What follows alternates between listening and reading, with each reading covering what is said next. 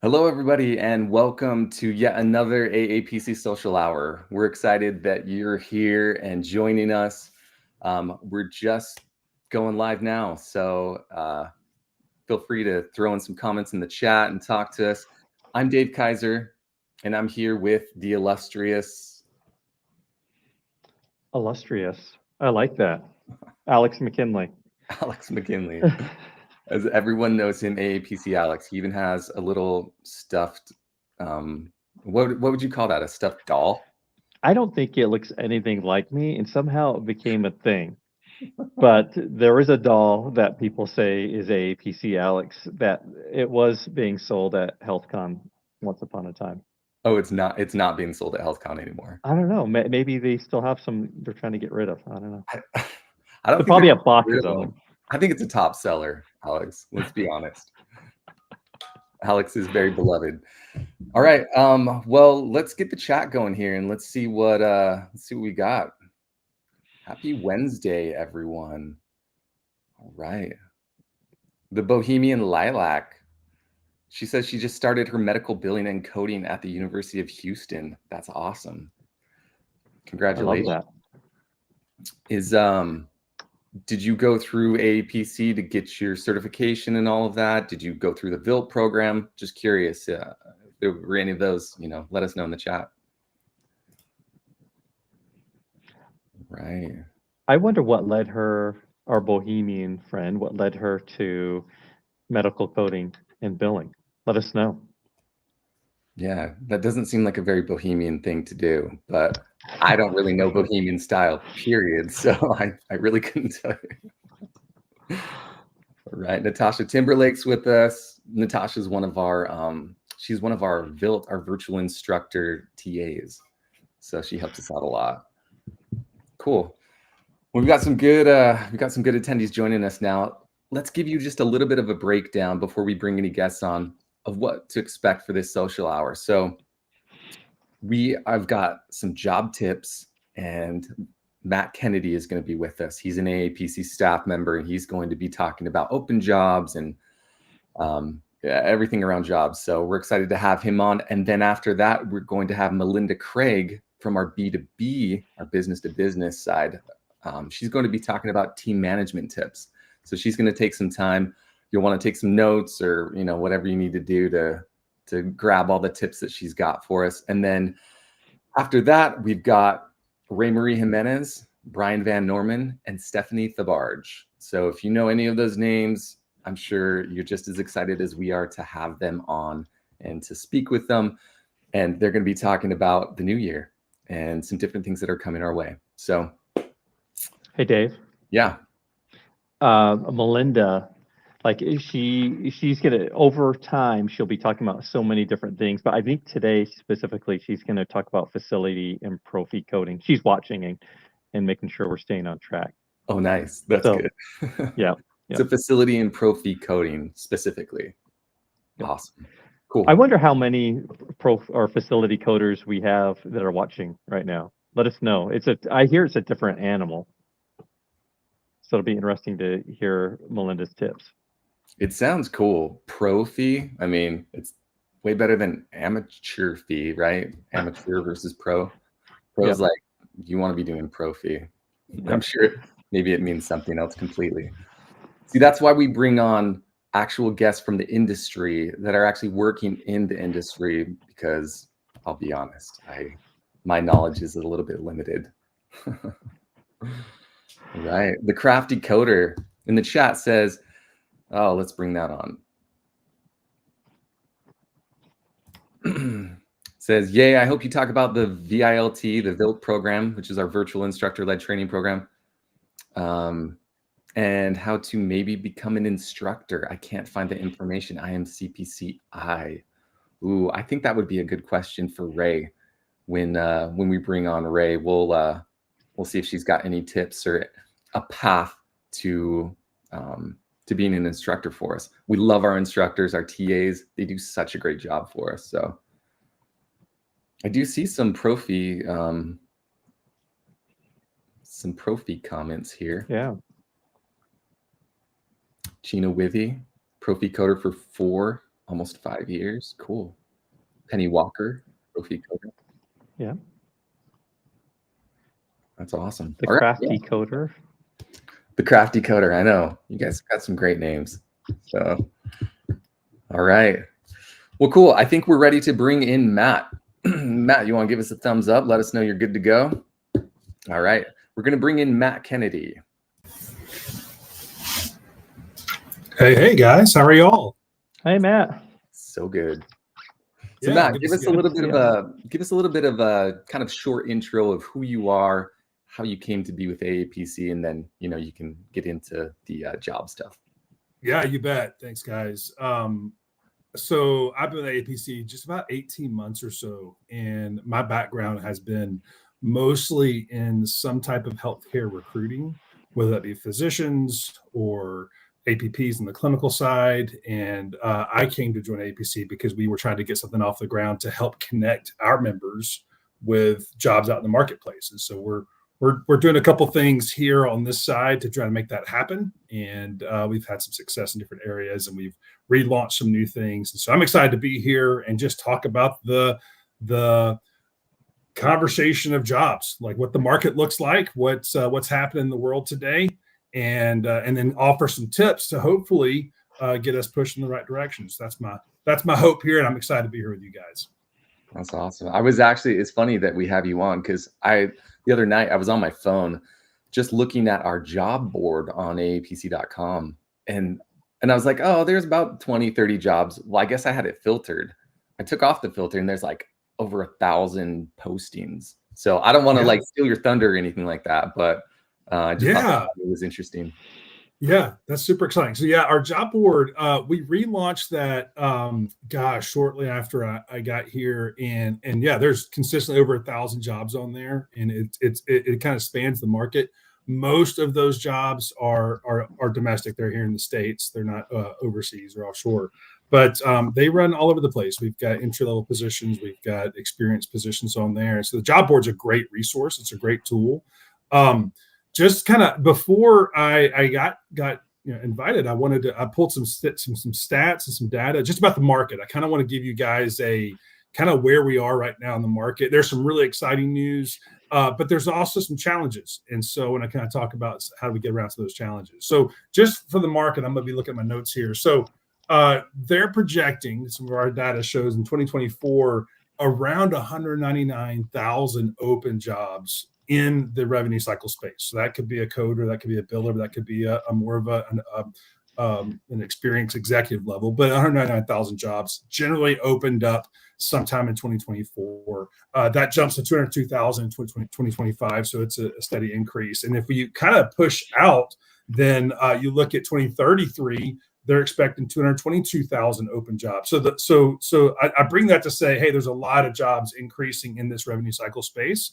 We're consistently going to see that the job growth is going to happen. So that's encouraging news to a lot of our members to know that those opportunities are going to be out there. Another trend that I pulled was just looking historically prior to, in 2022 and 2023, on average, the number of jobs posted versus the number of jobs filled, there's a gap of about 4,000 jobs a month that are not going filled. And so we see that, recognize that here at AAPC, and our goal is to try to help facilitate ways to fill that gap because we want to get our members into positions and grow their careers. And so there's definitely opportunity out there. So that's the good news. And so the tips I wanted to kind of bring is how do you best position yourself to get into one of those positions. We've got newly certified folks that are just now getting, stepping their foot into the market, and maybe they don't have the experience necessary in some of the roles.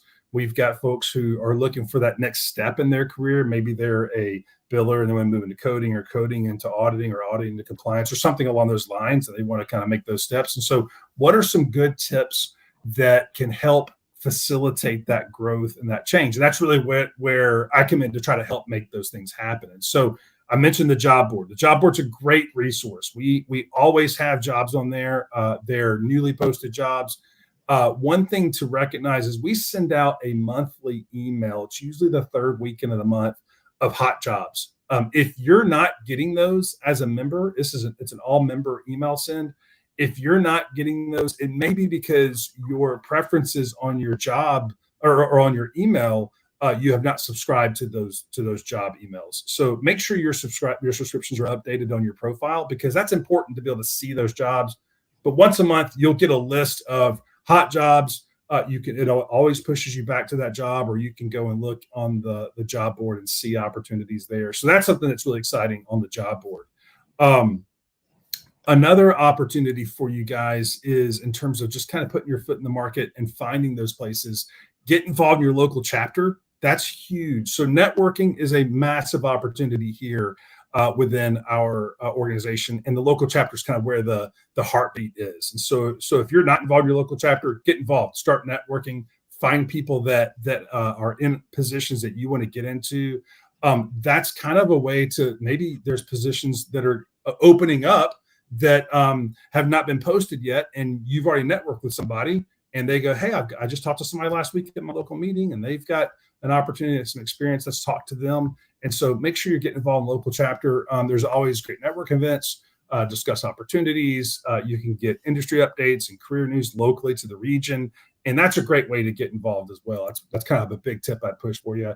But the other thing I'll leave with you guys, and I don't know how in depth you want to go here, but it is really applying for positions in a smart way. And what I mean by that is, oftentimes when I talk to folks, they're sending out application after application after application, and they're not getting any involvement or response back from the employer. And that's really defeating. And you hear me first say, hey, man, there's all these jobs, but then maybe you're in a position where you're applying and you're trying to find those opportunities and not getting a response. Well, here's some tips on how to apply and really getting in front of the right decision makers and the right people. I would say, number one, look at your resume.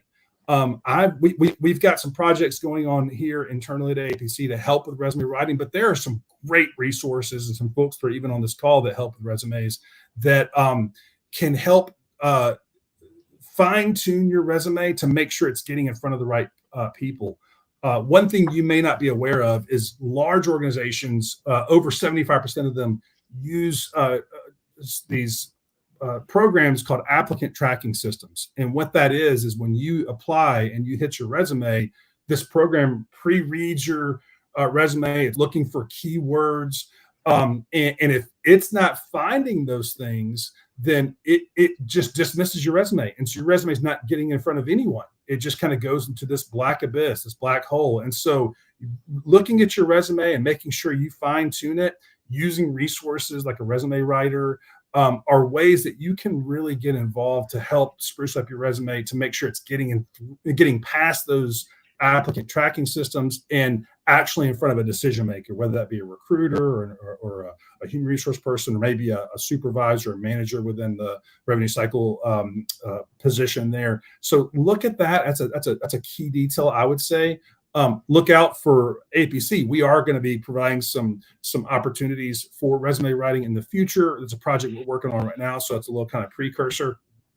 But definitely look at your resume. I would also say make sure you do your homework on the position.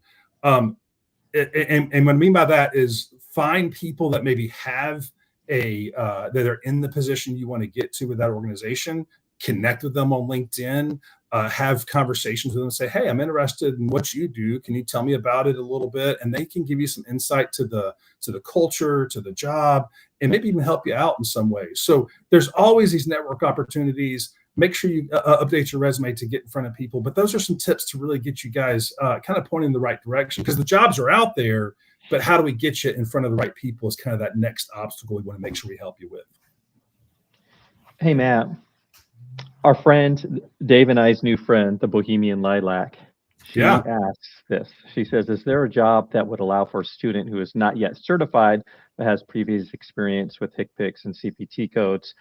And my thought right at the gate, and you can correct me, Matt, but I feel like that gives her an advantage over maybe someone who has no experience with that. So, Andy, going back to your comment about networking with local chapters, and finding those individuals on LinkedIn who in your area who may be coders, just building those relationships. And if you have a solid work history, there should be a path for you there.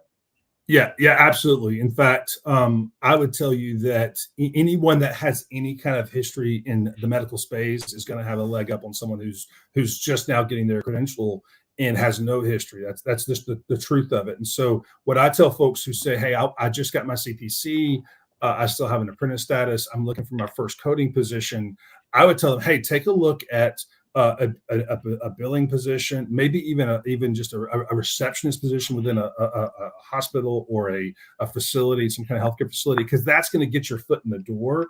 And if you have some experience already doing some of those things, that is definitely a leg up on some other options that are out there. So it's always about this kind of stair step. I'll tell you the magic number that a lot of employers are looking for in this space is 2 years. They're looking for 2 years of experience.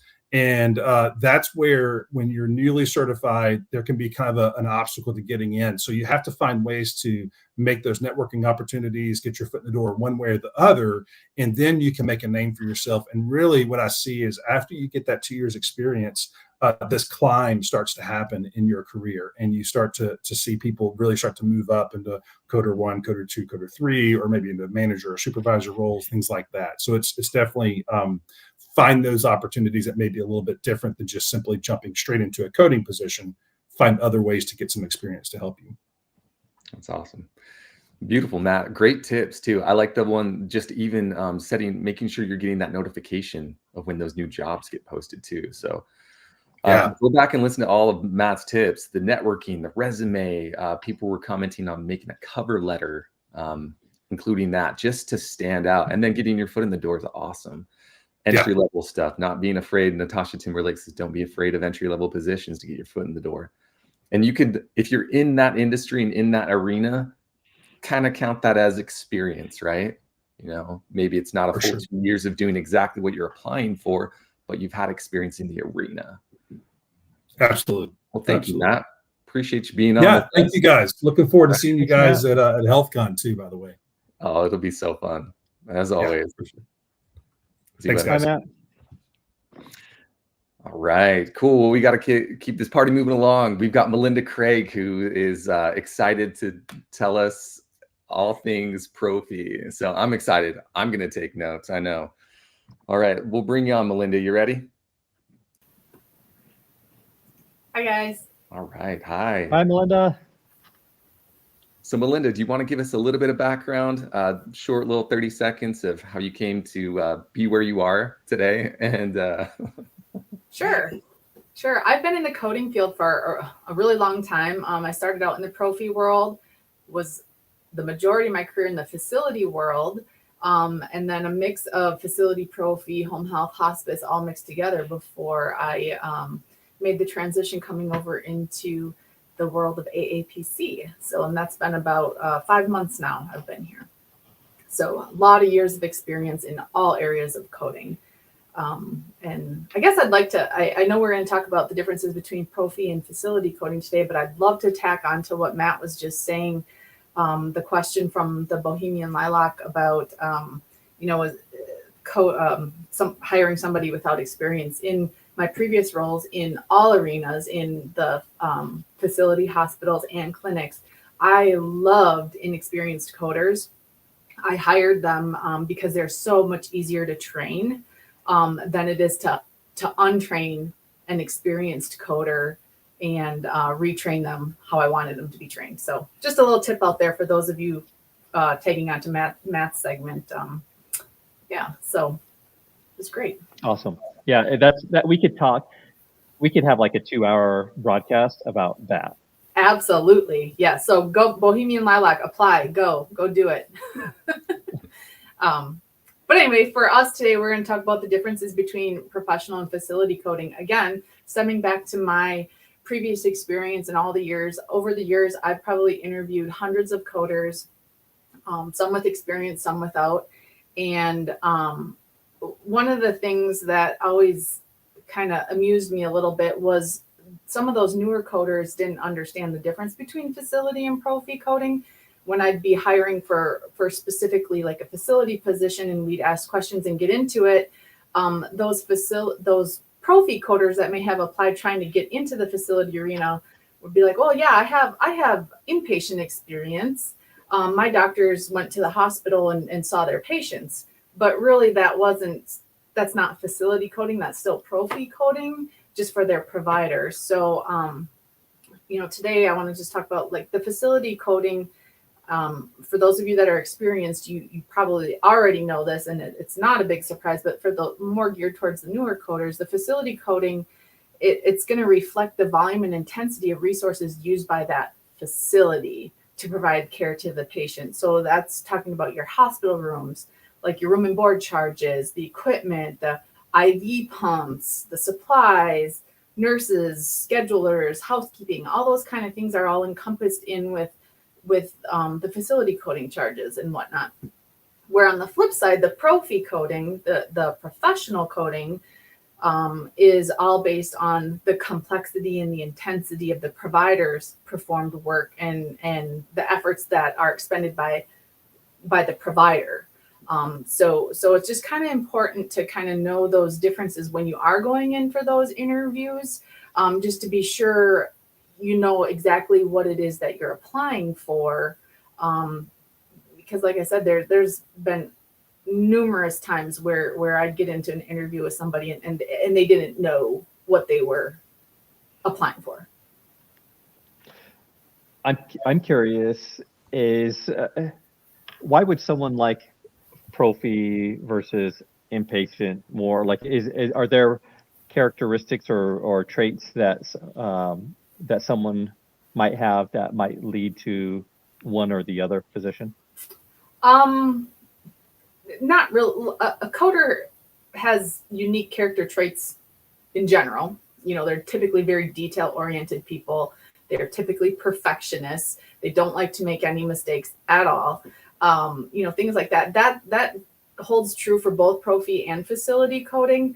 I think it kind of boils down to where they can get their foot in the door and start getting that experience, and then they kind of just stay. A really good coder, if they get into a really good organization, they'll stay their entire career at that one location, whether it be facility or prophy. There are huge differences in what the coders need to do and what they need to look for. So it's not an easy transition to make between, if you start and say you have 5 years experience in facility coding and then decide you want to go apply for a prophy job. It's not the same. You're not doing the same things. So you're basically starting from ground zero again if you go somewhere else. That's why usually when people start in one area or another, they kind of stick to it, just because it's hard to start all over again and reprogram your brain to think on the prophy side versus the facility side. So if I'm gathering this correctly, the facility side is more resources of the facility, and then the prophy side is more dealing with the providers. Exactly. You've got it. If you were, let's say, if you're not really a people person, but you're really detail oriented, would it be better to kind of go more towards facility, less of prophy? Or does it not matter? And hey, you've got to interact with everyone anyway. No, yeah. That piece doesn't really matter. When you're a coder, whether you're a prophy or a facility coder, you don't typically have to deal with a lot of people anyway. You'll generally deal more with people on the prophy side, because you might specifically be assigned to a certain provider or group of providers to do their coding, where on the facility side, you're coding everything, whether it be an ER, ambulatory surgery, inpatient, whatever it might be, you're coding everything. And your communication with those providers is more through the form of a query versus a face-to-face interaction. So, maybe a little bit less people-y on the facility side, but in general, there's not a ton of people-y interactions. Coders are kind of more the behind-the-scenes kind of people. If I were looking to climb a ladder in the revenue cycle and I'm looking at my earning potential, all those things, what may have the best growth for me career-wise, Melinda? Oh boy. That's a tough one. Back when I started, I could have told you hands down facility side coding had the most opportunity for pay, but that's not true anymore. It's really even, the playing field has really evened out over probably the last, I don't know, maybe 10, 15 years. The pay between profi coders and facility coders is really equal now. Having the credentials really makes a difference in the pay though, whether you're a CPC or a CCS. Obviously AAPC and AHIMA are the two credentialing bodies. Having a credential is definitely going to help increase your pay and validify that you have the skills and the experience and whatnot that are needed to do the job. But as far as the pay goes, it's pretty much the same on both sides of the fence nowadays. Okay. Cool. That's awesome. I don't know if you're able to see anything that's been written in the chat here. No, Oh, yeah, I just wasn't sure. So just a few comments here that I saw. One of them, inpatient coding. Oh, that kind of covers you up here. Let's switch it. It is. Inpatient coding process in itself is a whole other animal. Is there anything you want to speak to on that? It really is a whole other animal. And I like to differentiate coding between profi and facility versus inpatient and outpatient because of the fact that there is inpatient and outpatient on both sides of the world. So inpatient, I think that Kate is referring to in this scene is hospital inpatient, which has your CM and PCS coding, DRGs, APR DRGs, all that kind of stuff that that you don't have in the profi world. And it truly is. She's right. It is a different animal. They are completely different animals, but use the same code set for diagnosis coding. Different.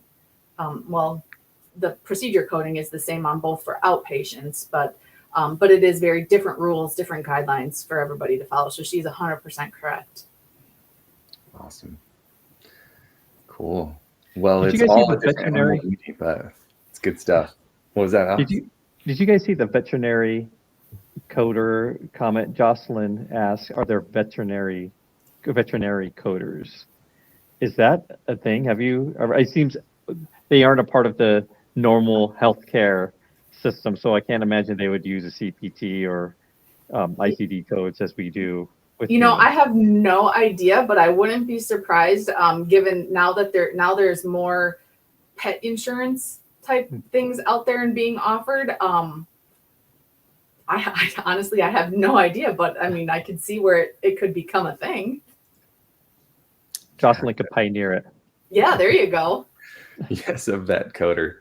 I'd probably be pretty good at that. I do love animals, so There it you would be go. like a limited code set. So, well, maybe they have like different anatomy. I mean, some different anatomy. I don't know. Like cows have 4 stomachs. How do you code for gastric bypass of stomachs 2 through 4? I don't know. There you go. You Like, can come up with the code introduces a set for the whole- veterinarian side of the world. Yeah, I guess the vets would know. Cool. Well, thank you, Melinda. Thanks for joining us today for AAPC Social Hour. Hope to bring you back on again to talk about more team management tips and all the B2B stuff that you guys are doing so much of has become a really big part of our business too. So thank you. Yeah. Thanks. Bye, Melinda. Later, guys. Bye. All right, Dave, I'm going to bring in the next group. Awesome. I guess these are our featured guests. These are the featured guests. Yeah. Yeah. Our headliners. Here we go. All right. Our headliners, as Dave said. I loved the chat right before you brought me in. Some good stuff there.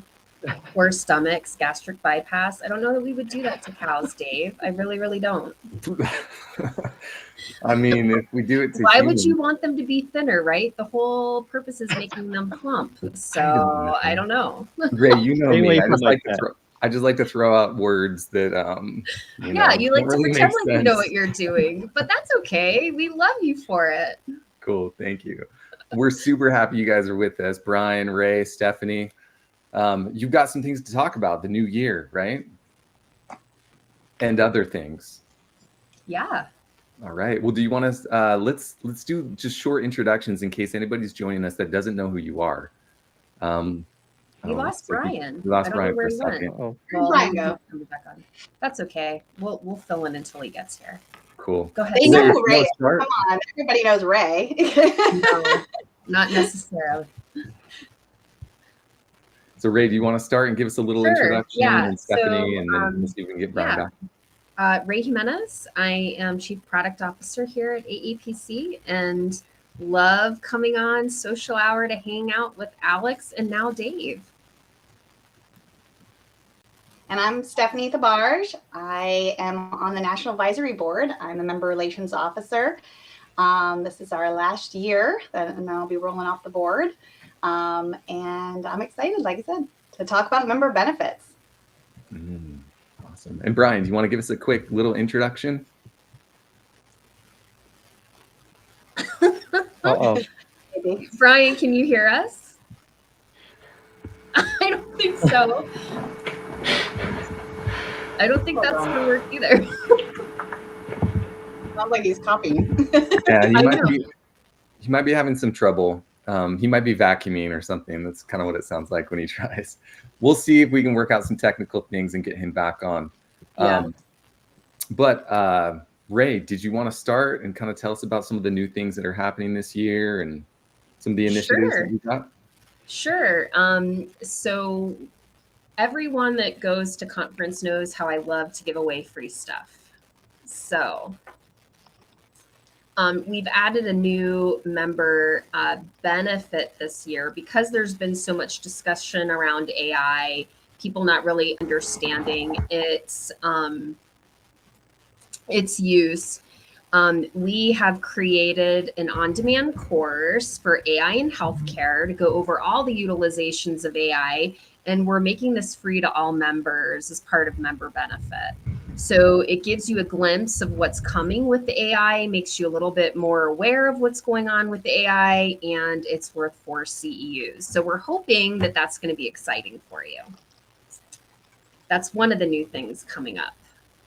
I know that Brian had a list of things too that he wanted to cover, but we keep losing him. Stephanie, do you want to go through? Stephanie has been fantastic for us on the NAB, a true support to all of our members. If you haven't seen her cribs episode, it's fantastic. It helped me understand what a mug warmer was. So that was awesome for me to learn. I learned a lot from her setup. But she's really enthusiastic about members and getting them access to everything that they need and tools and everything. So no one can describe them better than Stephanie. So we wanted her to come on just to talk about what she finds value in and what she likes educating members about. Thank you, Ray. Yeah, I'm excited to be on a Facebook Live. It's been a little bit since I've been here, so thank you for having me. I love all the different benefits that AAPC kind of offers us, and I think a lot of our members, they might forget, or we might not always go and look at the website because there's a lot of content right on the website when you go on there, and I know they've done a whole revamping of it, and it's definitely made it a lot easier to find things. But when you go on there, you really want to go onto that resources tab and look at all of those wonderful member benefits that they do offer you. Some of my favorite personally is obviously the free webinars, because everybody likes low cost CEUs. So if we can get on there and get your free webinars, that's always helpful for, again, like I said, low cost CEUs. But I also just like all of the information that they have, like on soft skills. There's a lot of free courses out there that they have that I think are not utilized as much as we could utilize it. So having that available is really important. I also know that the member mentorship is a huge thing that we've been working on on the National Advisory Board for the past, I think, almost 6 years, I guess now, we've been really working on vamping it up and making that available for our members, right? So our members, if you are thinking about growing in your position, or you wanted to talk to somebody that maybe is in a different part of the coding, maybe it's in the auditing, and you want to find somebody out there that has that passion, right? Has that same passion as you, and you want to find somebody that's kind of guide you or show you what are the things that I need to work on, or what are the areas that I might need to focus on. Not just getting a job, but also just being that mentor, being somebody that you can network with, being somebody that you can spitball some ideas off of. And that's what the mentorship program is out there. And I love that. I have done mentorship. I am a mentor out there for a couple of our members. And I found it very rewarding, not only to be a mentor, but just to be able to help, and that's my ultimate goal, is to help our members, right? Help go out there, network, go to local chapters, meet other people. And that's a really big piece of it. It's going out to the local chapters, getting to know who's on your local chapter as the officers, who's on the cab. That's important. If you're ever looking for a job or trying to understand in your area what is out there, that's a great resource that we just, I don't think it gets as much traction as it should. And you should really think about, like I said, just getting out there, going to your local chapters, and of course, HealthCon, RevCon, all the wonderful cons out there. They're not cons, they're all positives. But that is a great way to network. And I will be there. I will be in Vegas. So come meet me. I want to meet you. I want to talk to you. I want to hear all about all the awesome things that you're doing in your world. And how, AAPC and, the NAB and the CAB, and how we can obviously come together and help our membership, because you're all important, and we want to help you out, and we want to offer you, a way that we can work together. So that's a little bit about me. I am really passionate. I do get really into it. So I really hope that, I'm looking at the comments right now. I love it. I love that people network. I love meeting new people. And I swear, the network that I meet at, either, like I said, online, like whether it's online, LinkedIn, I go over there, I meet people there. I meet people at the conferences, and then you take that home with you, and you can actually reach out to those contacts and be like, hey, I have a question on this. Can you help me out? And you're not alone, and we're all kind of working remote, I did the Coder's Crib, but I am over here, and you're not siloed. You have a group, you have people. We're out there. So just reach out, network. That's all. Hey, Stephanie, you brought up the mentorship program. I dropped a link to that. Someone asked about it. I can't find their comment again, but someone I dropped asked a link. how to become a mentor, and that link that you put in there, Alex, goes through what it takes to be a mentor, a mentee, what the expectations of the program is, and how to sign up. So you did a good job finding that link. Oh yeah. And That's one of our best benefits. Yeah, and Stephanie, we've touched on a few times today, local chapters and just getting involved with your local chapters, even comments in the chat. Local chapters are great. So yeah, in a world where a lot of us are working from home and feeling very isolated, you have opportunities to interact and to network with even people in your local area. So. Well, and two, it's more than just going to the local chapter. I want to challenge all of you here on Facebook Live. You can go and you can be a consumer, or you can go and you can participate, and you're going to get out of it what you put in. So we definitely want to see more activity, more engagement, more networking through local chapters, because honestly, that is the secret sauce. I think that's what makes AAPC a powerful organization. And you really got to get out there and be a active participant in it, and not just sit back and consume. And I would maybe add with Ray, is that, if for those of your local chapter, you may see something a little different this year in 2024. And that is, we are working with some of our local chapters at the pilot program, where we're taking their virtual meetings and adding more of a networking component. And so in doing so, you'll see a change, that you'll have still that quality of education, speaker panel presentations, but then you're going to have a chance to kind of have a deep dive, small group connection through Zoom rooms. So I just want to share that with you. So for those who are going to be a part of those chapters, and you go to your chapter virtual meetings, it is a new look. it's something we're really excited about. And like I said, Ray and Stephanie and everyone's been talking about, it's just that value of connection and community that we know our local chapters offer. It's awesome. And glad that we got to hear you, Brian, finally. All right. Gotta love Everybody, technology. round of applause for Brian. He's here. Brian, did you want to give us just a little bit, just tell us kind of what your involvement with AAPC is, your role, just for Sure. those that are new? Got to. So really focused on really the member engagement side of things. So working through both local chapters, through membership, of our events, our webinar programs, but just focusing on, identifying the needs of our members and how we, as your professional association, can be your partner and respond. And that's something I wanted to highlight was, earlier this year, or back in 2023, we did a member insight survey. And we asked you questions as, what is it that you look to from your professional association to provide? And so much of what you shared is what we've taken back and we're able to use these past several months as we've looked to enhance the member value statement, member value benefits that we're able to offer members. So in addition to like the chapters that we've been talking about, we've got some exciting things on tap for 2024 as well. And I know there's been some comments about webinars. And just a reminder that, as part of your membership, every year AAPC offers our members 4 free member webinars. These are quality education on relevant topics. They're also good for 1 CEU per webinar. We've had 4 new webinars we've added since October. So if you've not gone out to the member benefits page, definitely take a look. And any of those, we've got things on the proposed rulings. Ray did a webinar on our salary survey insight that we just launched a few weeks ago.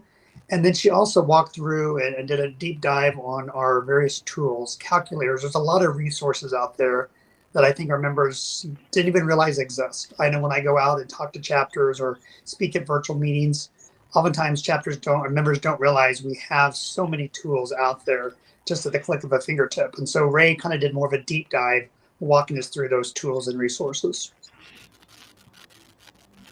Awesome. Yeah, that's fantastic.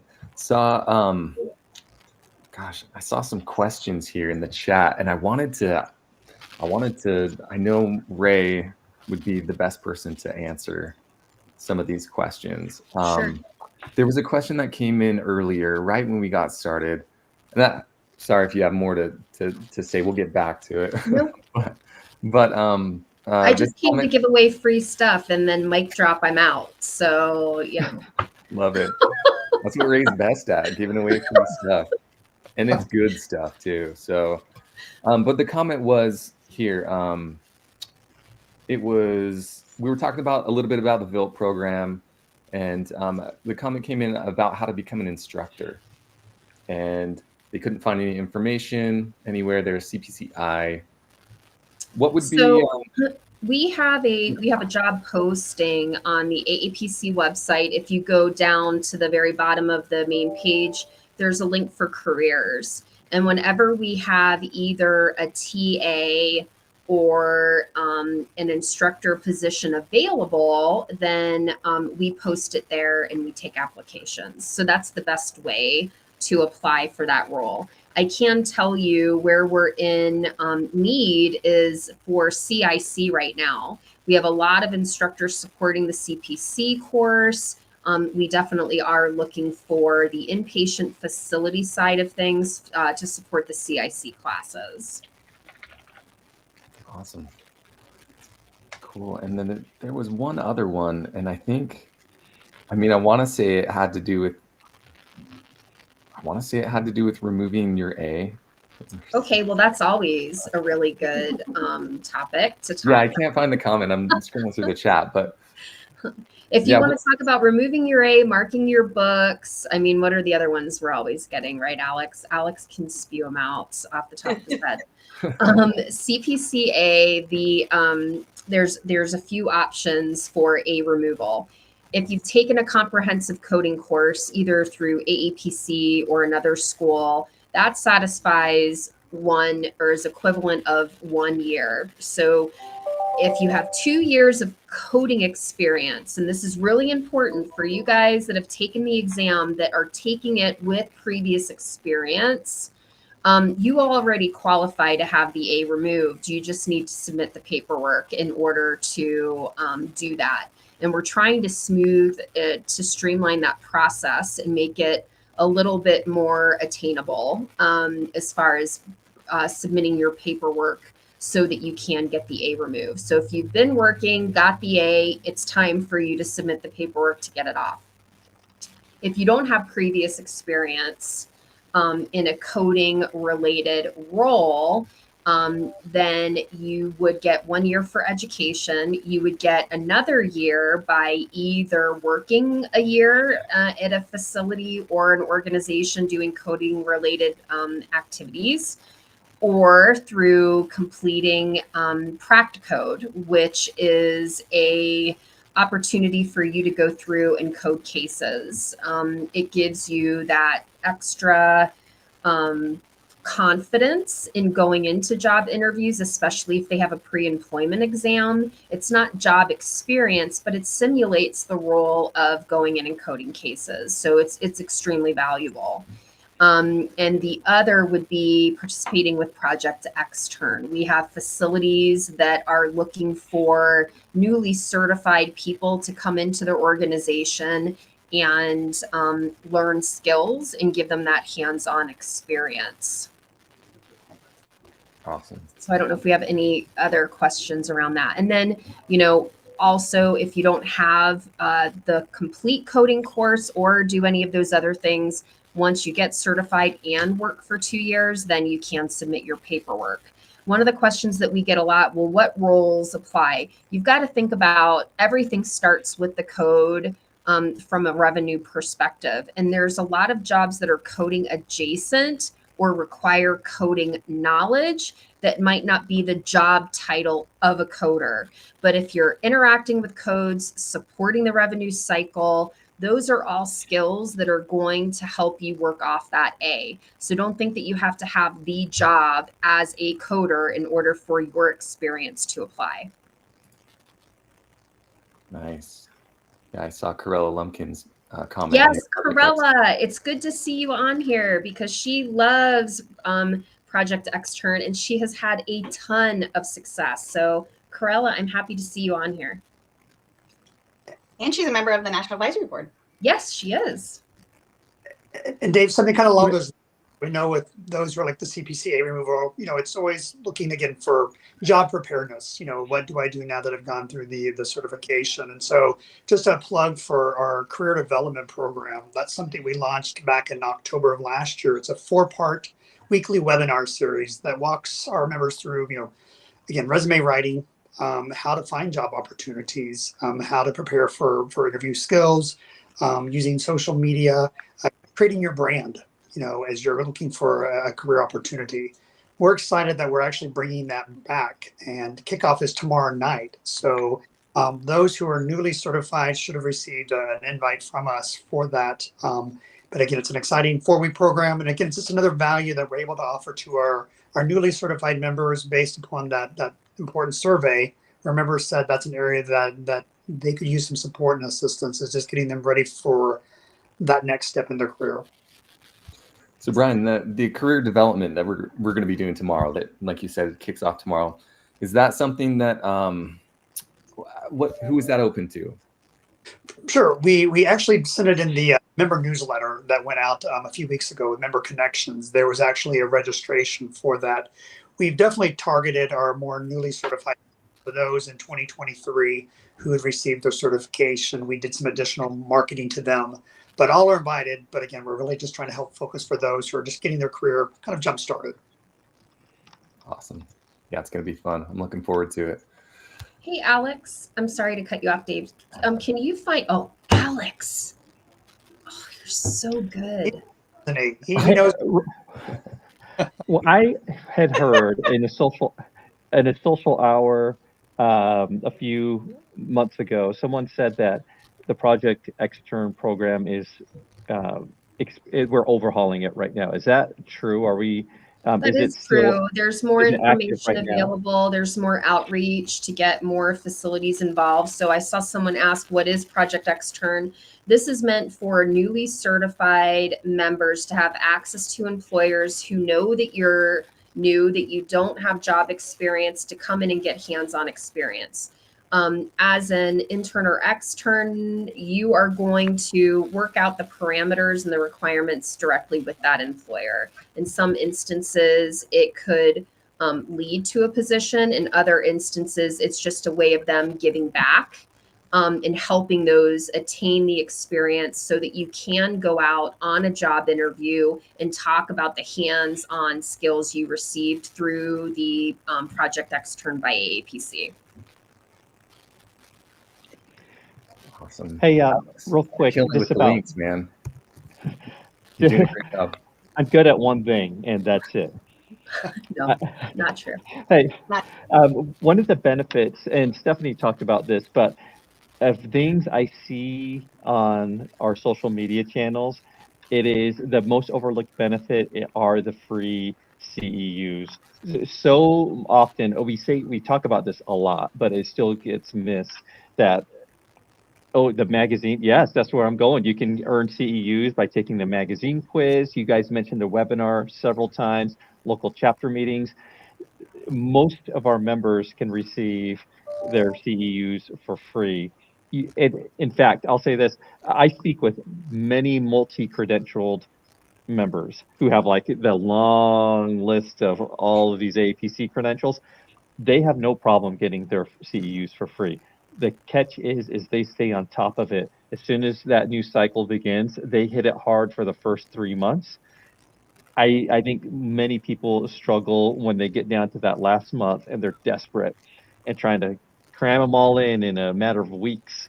If you stay on top of it, you can have them covered for free. The resources are out there. If you go in the Facebook group, we can talk about that if you drop that question in there, and I'm sure many multi-credentialed members would share their secrets. Yeah, and you hit on the key, Alex. Don't procrastinate. Procrastination is not your friend. Yep. Yeah, like I think I need like 50 something CEUs, before for in 2 years, right? So I know I need a few.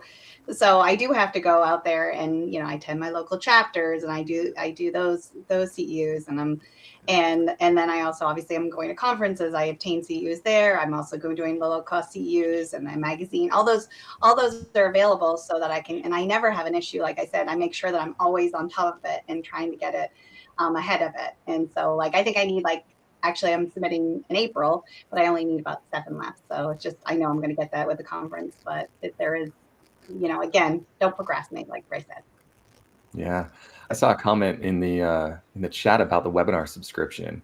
If you are one of those multi-credentialed person that has all 30 whatever credentials that we have, the webinar subscription is probably the most cost-effective way to earn CEUs, and the education is fantastic. So it works out. I mean, even though the subscription itself is it's like $400 or $500, sometimes you can get it on sale, but the cost per CEU is like, it ends up being like $2 because you have access to all the webinars for the year, plus all the access of previous webinars, the whole on-demand catalog that you can also get CEUs for. So I do that. I have that as well. And I love it because there's a lot of great ones that are in the specialty too that I'm like, oh, I want to listen to that, or oh, I want to make sure I get my CBT updates for 2024, or if there's something. So again, I'm always looking at those as well, and I'm able to get it through my work, so that works out. And then so maybe your work might be, maybe they could do something with a corporate membership, so that again, like if you have a few of you coders and you're like, hey, I know you want us to keep our CPC, let's reach out to our corporate and see if we can get those offered. Yeah. That's a great way to get access to it. Also, if you add the webinar subscription at the time of membership renewal, you usually get it at a discount for purchasing both things at once. We also have the ability to finance the webinar subscription on the website. If you want to use a firm to pay for it, that breaks it down into payments. one of the other things that I'll say about the webinar subscription is it's hard to be experts in everything. And by participating in the webinar subscription, the topics that we commit to every year to include are all of the code updates, as well as all of the regulatory changes. So all of the final rules, once they're published, you're going to have experts in the field talking about it. I don't know about you guys, but reading the final rules, over 1,000 pages, it's hard to really distill and understand all that information. And we so need it for our industry. And also too, one thing is to get a CEU to check a box to maintain your certification. The other is to really seek out education that is valuable to your job and just making you better at your job. So don't think of it as just a CEU. Think of it as a learning opportunity and all that you get exposed to through the webinar subscription. And I think that just speaks again to the, like I said, the breadth and the depth, again, through your chapter meetings, to the webinars, to the magazine, things we've talked about, the conferences, there's just so many opportunities. And again, it focuses on not only the education, but that comes with it, that important networking, that opportunity to have those conversations with peers. So again, we're excited with what we have to offer to our members. Again, a lot of times I think it's just members don't always know where to turn. And that's one thing I did want to plug too, is that something we recently changed is when you log into your account on the AAPC website and right by your name in the upper kind of right-hand corner, there'll be a drop down that says benefits. And from there, there's a one-page now guide that's basically access to all things that we have as a member benefit. So the magazine, the webinars, the tools. We haven't even talked about the Savings Center. And there's so many different things out there that are all kind of in a one-stop place. So you don't have to kind of search the website. We've got it as a resource. And Ray, this may be a great time, and I apologize, maybe you mentioned this, but you want to announce something kind of exciting and new that we're going to be rolling out as well. That's what I started with, Brian, because I was a little like, okay, I'm supposed to be going at the end to give the big reveal, but we started off with the AI course. Perfect. So as I understand it, email should be dropping within the next day or so, giving information on how to access the course. Is that correct, Brian? That is correct. And actually, it's actually out online now. So if you go and find it, but we'll give you that information and that all member communication going out tomorrow. Another, again, a plug I did mention was just the Savings Center. And this is one of those things that I think is a hidden gem that members, once they realize they have it, this is a savings center we have for just everyday purchases. So everything from going out to eat to if you're going on a vacation and doing a rental car or staying at a hotel. Our members this last year who utilized it saved more on average than $900 per member, just on, again, these everyday types of purchases. So again, go out to the website. It's again, something that I think sometimes members just don't know or maybe overlook, that we have that opportunity. You even can download an app that you can use, so that way when you're out and about shopping, doing things like that, it's a quick and easy way to use that tool and see the savings. Yeah. Awesome. And if you go to Applebee's, you get the percentage off. So that's always nice. Well, and too, like office supplies, I think about all the things you have to buy to support your home office. There's just so much on there. And if you travel for work, I love using the app because I can see the restaurants in the area and what they offer. So I might decide where I want to go for dinner based on who has savings. And this is stuff that you're purchasing anyway. So you might as well save money as you go. Yeah, I just threw the link down in there in the chat. It should show up on both YouTube and Facebook so you can take a look at all the different discounts that you get as an AAPC member. You could be saving a ton of money and you probably don't even know that. I rarely look at it too, but I'm like, I could save $4 at Subway or $10 at Domino's, and I definitely love me some Domino's. So I can tell you probably the employee that uses it the most and his family is Bevan Erickson. He loves using it. So, well, leading by example. Love it. Exactly. All right. Hey, Ray. Yeah. Real quick, I know we're running short on time, but I just wanted to bring this up because it's something that I see a lot recently. It doesn't have to do with benefits. It has to do with the exam. I get questions several times a week asking when we will start adding fill-in-the-blank questions on the CPC. So we don't have a date yet because just like anything, we need to test it out first. Whenever we make a change to our exams, we have to validate it with data. So we are going to be beta testing fill in the blank on coding certification exams this year. And as we go through and look to see what it does to test performance, the last thing that we want to do is tank results. So we are beta testing this year, and then based on what we learn through the beta test of this, we will decide steps forward and how that's going to affect exams. We already have a fill in the blank exam, and that's the CIC. It's a combination of multiple choice and fill in the blank cases. So that's an exam that we've had since it's been launched in that format. We desire to get to a point where we can do that for every coding related exam. And in bubble sheets, it was not available to us. Now that we have all tests going through an electronic format, it gives us the ability to get more sophisticated with our test items. And the goal of certification is not to get certain number of people to pass, but to truly gauge job readiness and job competency so that when someone holds that credential, it's valuable to an employer. Awesome. Thank you, Ray. That's helpful. Love it. Well, Ray, Brian, Stephanie, thank you for joining us for this segment of Social Hour. It's been very informative, and there's been an overarching theme of jobs and networking and using the resources that you already have access to. So thank you for shedding more light on that. Thanks for having us. Thanks for having us. We appreciate it. Thank you so much. All right, Alex. We'll see you. Bye, Steph. Bye. Bye, Ray. Bye, Brian. Dave, we did it. Our second time with the new AAPC Social Hour. Yeah, exactly. Thanks everyone for your patience as windows move around and pictures move in different corners. We just want to be able to spotlight people and make sure that you can see and hear everything, because it's great information. So anything else? Any closing thoughts, Alex?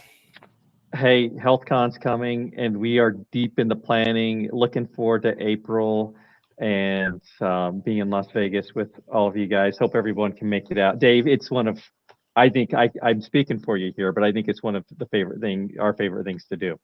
I love it. Yeah, it is my favorite part of working for AAPC is interacting with all of the members and all of the staff and all of the just good friends that we've made over the years, and going to conference. If you haven't gone to a conference, talk to your employer, see if they'll pay for you to go there, or kind of pony up and get out there. Really, the networking, the CEUs, all these things we've been talking about all come to life in person in a conference, and it's so fun. So if you have the chance, don't miss it. Okay, that's all I've got. Cool. All right. Well, thanks everyone for joining us, and we'll see you in a couple weeks. See you, everybody.